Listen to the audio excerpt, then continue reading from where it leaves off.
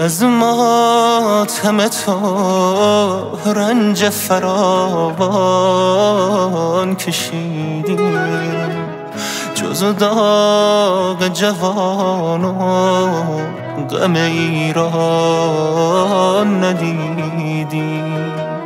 آنقدر نشستیم به خیال خوش فردا، اما به جز از خانه ویران ندیدیم.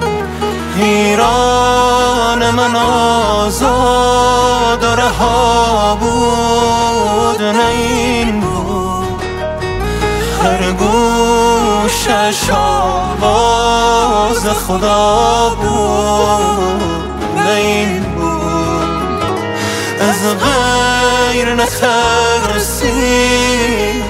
دل مردم این خاک این زخم همه پای شما بود، نه این بود.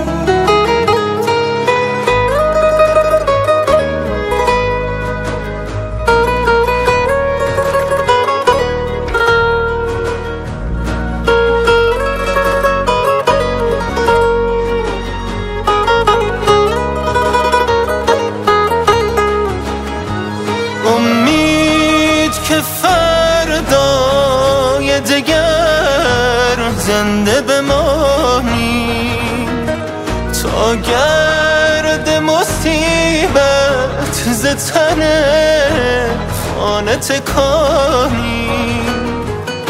امید رها باشد و خوش خاک من ایران، هیچ جای جهان را به از این خانه ندانیم.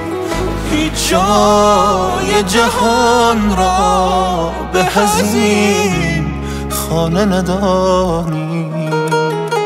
ایران من آزاد و رها بود، نه این بود هر گوشش آواز خدا بود، نه این بود از غیر نترسیم.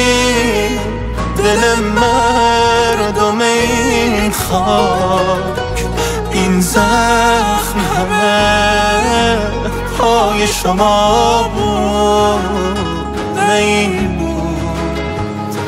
ایران من آزاد و رها بود، نه این بود هر گوشش آواز خدا بود، نه این بود از غیر نترسیم. دل مردم این خاک این زخم همه پای شما بود، نه این بود. ایران من آزاد و رها بود، نه این بود هر گوشش